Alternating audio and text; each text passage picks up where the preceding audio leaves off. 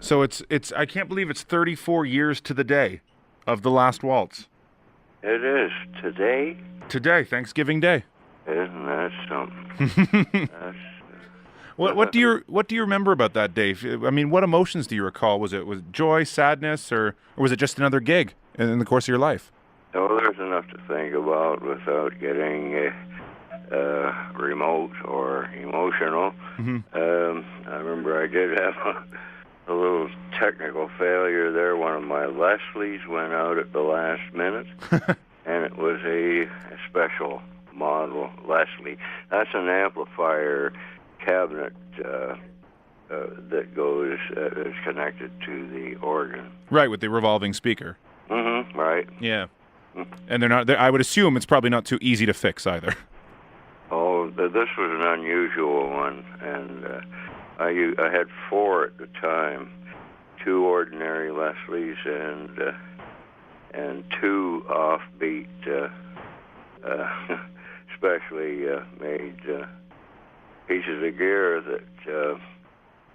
So we didn't have a station wagon. We had a big red truck with a lift gate. And I still remember those days. What were your thoughts on Scorsese? I mean, did you know he would become what he has become? Could you tell by the way he was interviewing you guys and shooting, I suppose? Oh, yeah. We had no idea at the time how famous he would become. He was already famous then, and certainly we could see the vitality and the perception and the talent and the expediency, the way that he went about it, and we could see all that at the time, and he was already famous. Well, we'll talk more about that stuff, but you're here to talk about a new disc that you've just put out. Garth Hudson presents a Canadian celebration of the band. And you play on every track. You have a whole bunch of guest musicians on it. What was the impetus for this record? Why now, and how come these people? We've been thinking about matching songs with people or people with songs for years. And of course, when they bought the box set out, or when we began to study the remains, go to the tombs, to put the band box set together, it reminded me of old times, and some of the words were, I thought, important, and so Maud and I started talking about it, and she conceived the whole project by putting together a few songs with a few names, and we carried on and got these.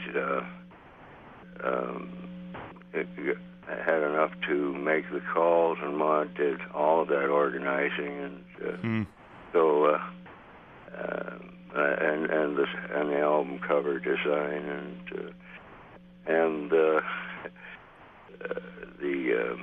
text as well. How long have the two of you been together? How long have we been together? Yeah. 8 years. It sounds like you two have become a team, though. It sounds like this is a Garth and Maud Hudson production. Oh yeah, 1978, I think it was when we got together. That's amazing. Did you know all the people on the record, or did some of these artists? Well, obviously you knew Neil and a couple of these other people, but did people like, I don't know, Hawksley Workman? Was that a first time kind of thing, and Susie McNeil? Oh yeah, we had met Susie a few years before at Jeff Healy's club in Toronto, and she was a singing waitress. And then, of course, we saw her on TV with the program Stars. Yeah, it was one of those rock star shows competitions. Yeah, the group obviously, I think, needed a male singer. Their star had passed on, and they were, and they all liked Susie, so they kept her on. I think she got second place in that competition. Yeah, it sounds about right. They just liked her so well, they insisted she return, and they gave her second place. What about some of the other artists? How did you get to know someone like Hawksley Workman, for example? Because his band plays on a lot of the record as well. I'm sorry, what did you say? I said his band plays on a lot of the songs as well. Oh yes,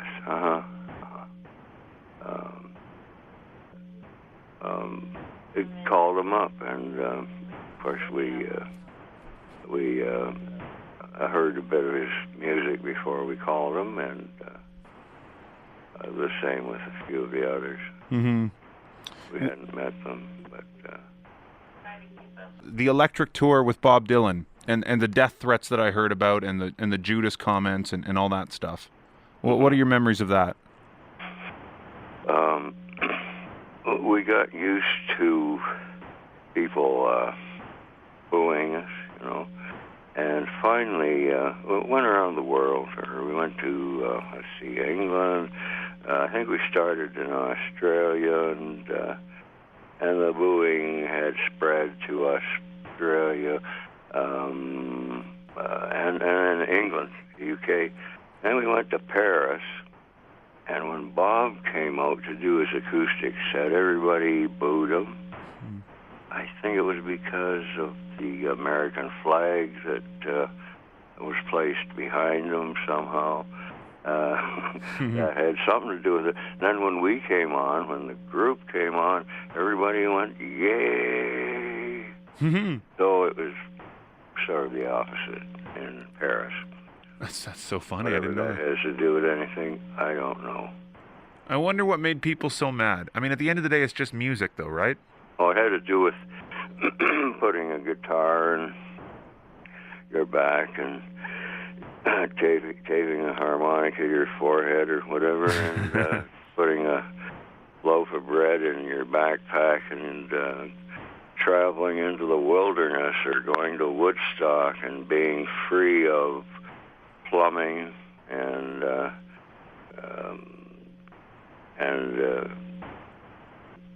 all of the trappings that that we've enjoyed and invented for years.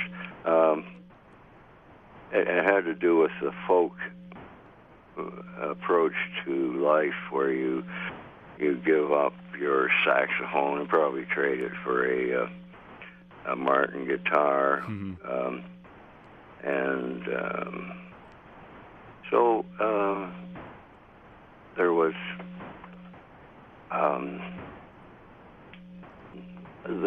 or put your banjo on your back, and went off into the country, and so people didn't like jazz, and they didn't like amplifiers. That was sort of a fashionable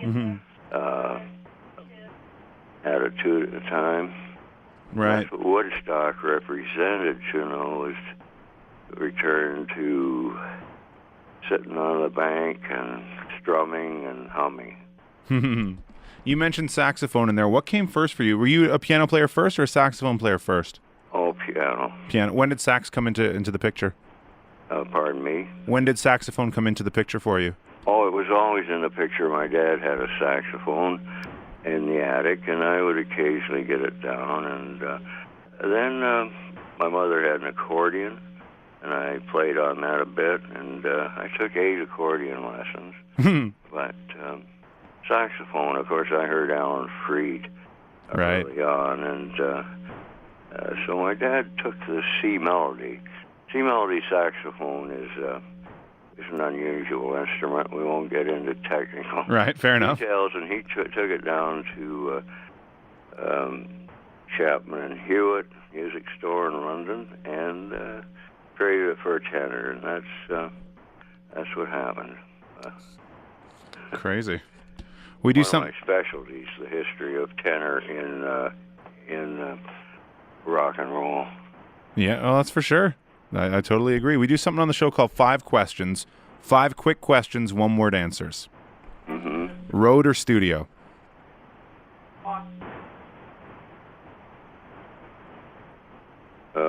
You'd have to repeat that. I'm sorry. That's all right. Road or studio? Just 1 second, please. Yeah. Could you hold for a minute? Yeah. What? You are overlapping your next interview. Yeah.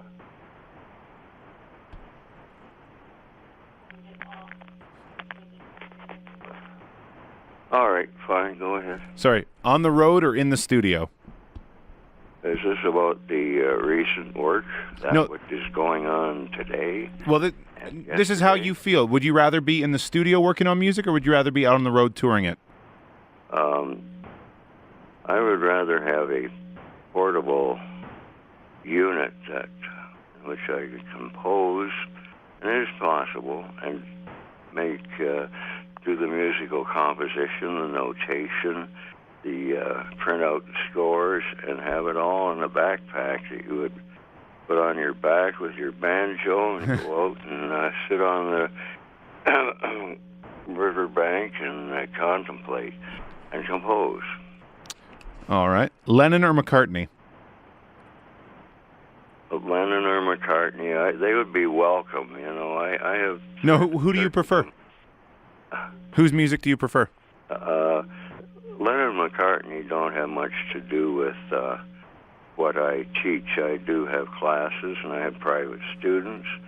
I teach theory, harmony, and counterpoint, and I'm well aware of the hymn book, you know, because I've played in the Anglican Church, and I could probably talk shop with either one of them. I think McCartney would be interested in my take on and did those feet in ancient times, walk upon England's pastures green, and several other pieces of work that I know note for note. So that's how I think about those guys. Cool. I know about the work they've done recently, and that's probably as interesting now as the old stuff. Mm-hmm. What's the most important thing in a song? Lyrics, melody, or rhythm? In which idiom? What are we talking about? Well, what do you think is or jazz or in anything really? What do you think is most important? Of course, the melody. Melody. All right. Turn your radio way down low so you can barely hear it. What you hear is the melody. You don't get the conga drums. You know? Mm-hmm. So maybe melody is what is most important. A young person can identify a song after hearing 4 notes. Isn't that a common phenomena where yeah. You know, and there's thousands of songs, and all we need is the first 4 notes, and we can identify them. Mm-hmm. Think about that, folks. Song you've written you're most proud of? Oh, I'm proud of the song that I wrote for one of the latter-day band recordings. Where did all those French girls go? Okay. And in one word, Garth Hudson.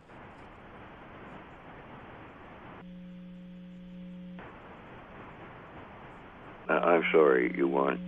Describe yourself in one word. Eager. Eager. Thank you very much. It's been a pleasure talking with you. Thank you. You know, we went a little quick over some of those. Well, that's what those last ones are just one-word answer kind of things. Okay. I appreciate it. Oh, thank you. And it's a new station out there, right? It is. It's brand new. We've been on for 3 months, and it's going well. And is there any plans for you to come out here and tour or do anything like that? Oh yeah, we're planning that right now. Oh really? Oh, amazing. Well, we'll have to have you come in and play for us. Okay. Yeah. I would love that very much. Like to meet you sometime. Yeah, it'd be great. And if we get out there, we'll call you. Sounds good, Garth. Thank you so much, and tell Maud thank you as well. Thank you, Matt. Okay. Take Bye-bye. care. Bye.